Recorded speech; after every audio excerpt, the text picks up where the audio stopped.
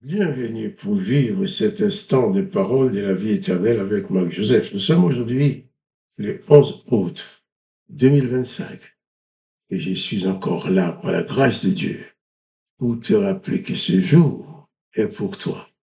Un jour de grâce, un jour de bénédiction. Toi qui détiens dans ta vie la présence de Jésus-Christ en tant que sauveur et maître. Et m'appuyant sur cette promesse de Jésus-Christ qui dit « Je suis avec toi tous les jours jusqu'à la fin du monde », j'ose te dire, pas de panique devant les circonstances. Confie-toi seulement en Jésus-Christ. Place ta confiance en lui. Place ta foi en lui. Quoi qu'il puisse arriver, il a promis de ne jamais t'abandonner. Il dit « Je suis avec toi tous les jours jusqu'à la fin du monde ». Je ne connais pas les événements que tu vas vivre, que tu vas avoir à vivre durant cette journée. Je ne connais pas les événements qui vont te choquer. Je ne connais pas les événements qui vont te faire de la peine. Je ne connais pas les parcours difficiles que tu as à faire, parcourir aujourd'hui. Mais je connais une chose, c'est que Jésus-Christ a promis d'être avec toi tous les jours jusqu'à la fin du monde. Autant que le monde existe, Jésus-Christ s'engage à être avec toi.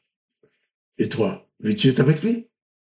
Veux-tu demeurer avec lui comme lui veut le faire avec toi? Jésus-Christ dit, je suis avec toi tous les jours jusqu'à la fin du monde. Et la présence de Jésus-Christ dans ta vie, c'est la présence de la grâce, c'est la présence de la bénédiction, la présence de la paix.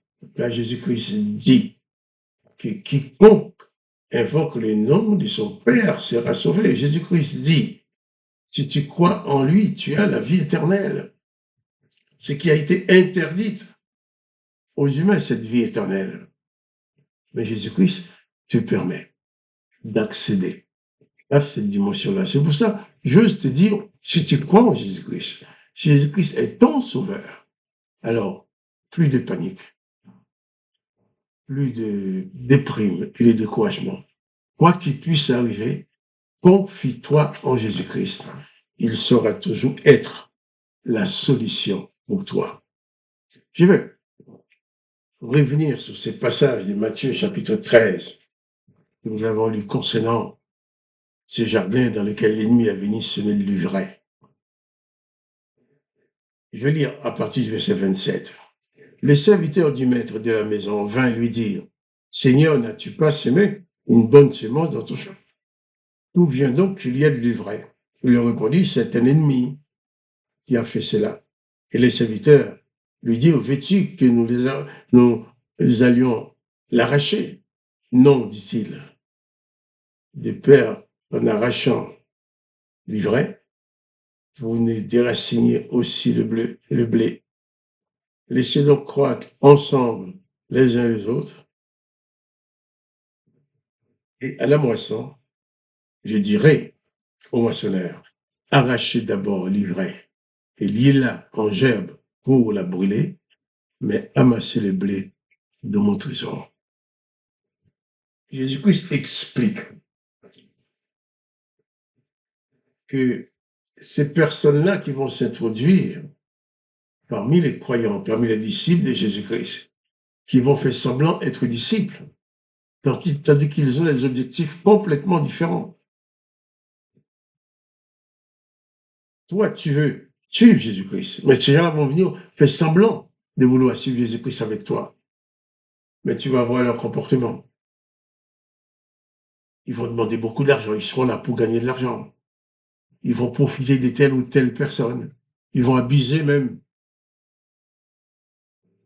des femmes qui l'entourent. Tu reconnaîtras ces gens-là à leurs gestes. Mais Jésus ne demande pas de les tuer, de les détruire. Nous devons plutôt les aimer. Priez pour eux, priez que Dieu touche les cœurs, que le Seigneur Jésus parvienne transformer leur cœur. Et puis il s'agit autrement. Nous n'avons pas pour mission de détruire les ennemis de Jésus-Christ. Nous n'avons pas pour mission de détruire les faux prophètes. Nous n'avons pas pour mission de détruire ceux qui vont vouloir commercer avec l'évangile. Jésus ne nous a demandé de détruire personne. Mais il nous dit seulement, chacun de nous, à toi, à moi, il dit, sois fidèle jusqu'à la mort, et je te donnerai la couronne de vie. Ce que Dieu le Père nous demande, c'est que même dans des cas comme ça, au moment où il y a l'ivraie qui se manifeste parmi nous, faites attention à ne pas tomber dans le piège, à se mettre en colère après eux, à les injurer, à les insulter, à les maudire. Nous avons pas le droit de maudire quelqu'un. Jésus-Christ dit, bénissez et ne maudit jamais. Ces gens-là, bien entendu, il faut faire attention parce qu'ils peuvent être un piège pour toi. Mais tu n'as pas à les démolir, tu n'as pas à les détruire. S'ils sont dans la détresse, tu leur dois du secours. Pourquoi? Tu dois du secours parce que tu es chrétien. Un chrétien va toujours secourir quelqu'un qui est en détresse. Que ce soit une détresse matérielle ou spirituelle, nous sommes là pour porter secours à ceux qui en ont besoin, mais dans le nom du Seigneur Jésus-Christ. Jésus-Christ dit, si tu crois en lui, tu as la vie éternelle. L'Éternel des armées dit, empêchons-les de vivre éternellement. Jésus-Christ dit, et lui, il nous conduit vers son Père. Il n'a pas d'autre nom. Le Père de Jésus-Christ, son nom c'est le Père. Jésus-Christ n'a jamais prononcé aucun autre nom que le nom du Père quand il prie. Il n'y a aucun autre nom sous le ciel, dans ce monde, qui peut remplacer le nom du Père. Jésus-Christ n'est pas une religion.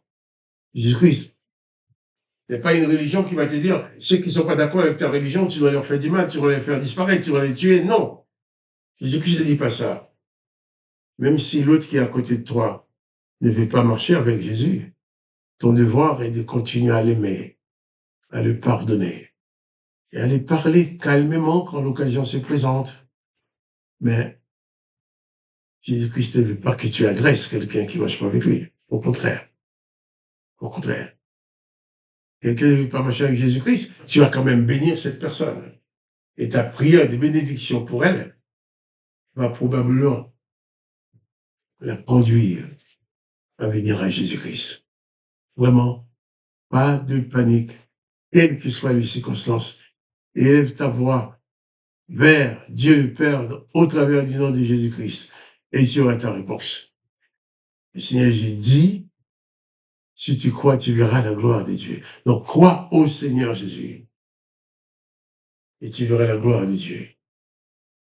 Les livrets ou les faux blés qui se trouvent dans ton champ, ces personnes-là qui viennent faire semblant d'être chrétiens et qui font des choses tout à fait contraires à Jésus-Christ, tu les reconnaîtras à leur acte.